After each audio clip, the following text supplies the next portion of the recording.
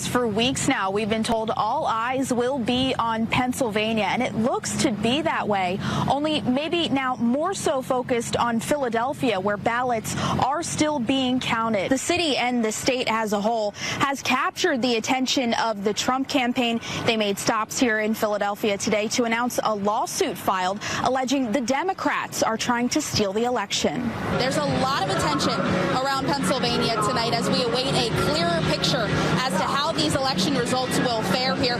Meanwhile, the Trump campaign is here in Philadelphia to ensure the integrity of this election is upheld. Rob, Wendy, it's still too early to call a winner here in Pennsylvania, largely because of Philadelphia, where inside the convention center, thousands of ballots are still being tabulated. Rob, Wendy, still a very enthusiastic demonstration taking place behind me outside the Pennsylvania Convention Center. The crowd only growing larger the more time passes, and that's because votes are still being counted here in Philadelphia and across the state for that matter, as Joe Biden now takes the lead in Pennsylvania. We just got an update on the numbers a short time ago. Biden's lead now at 27,000 over President Trump. As the saying goes here in Philadelphia, that's trust the process. I will. Biden supporters have been here in Philadelphia since 11:30 this morning when news broke that Joe Biden would be projected to win Pennsylvania and with it the presidency. That federal judge upholding the 3-day extension ruling made by the Pennsylvania Supreme Court, which cited the pandemic and concerns about the Postal Service delays. Republicans, though, are hoping the U.S. Supreme Court will review that decision and possibly others.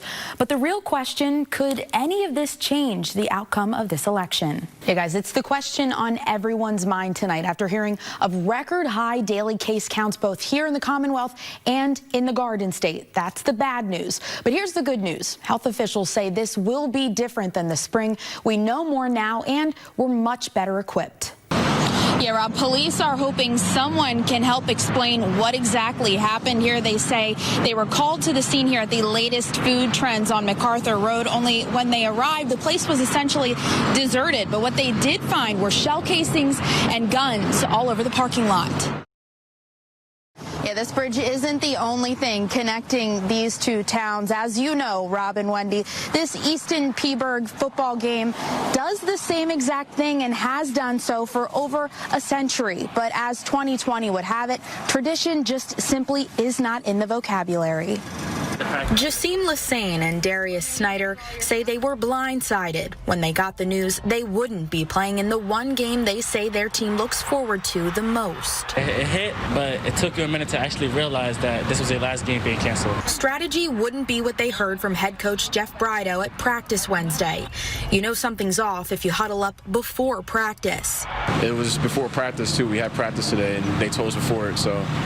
And having to turn in everything, equipment, it was sad. People take this last game as their last memory of ever playing Eastern football, and Eastern football is a great thing. The rivalry game draws huge crowds to Fisher Stadium at Lafayette College to support these high school athletes with dreams of going D1 themselves.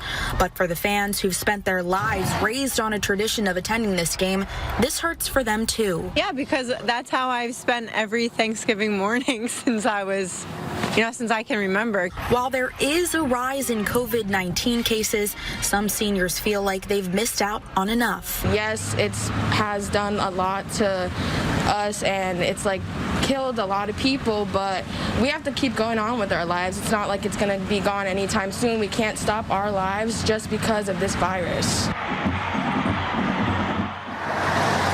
And both Phillipsburg and Easton School District released a joint statement earlier today saying they understand this is disappointing news for both the Red Rover and Stateliner fans who have attended this game for decades, but that it's not an easy decision to make for either of them. Live in Easton tonight, I'm Holly Harrar, 69 News. There was dancing, there was singing, and of course, supporting their respective candidates. It's been a nonstop party outside the Pennsylvania Convention Center as people here join the country in awaiting election results in the city and the state.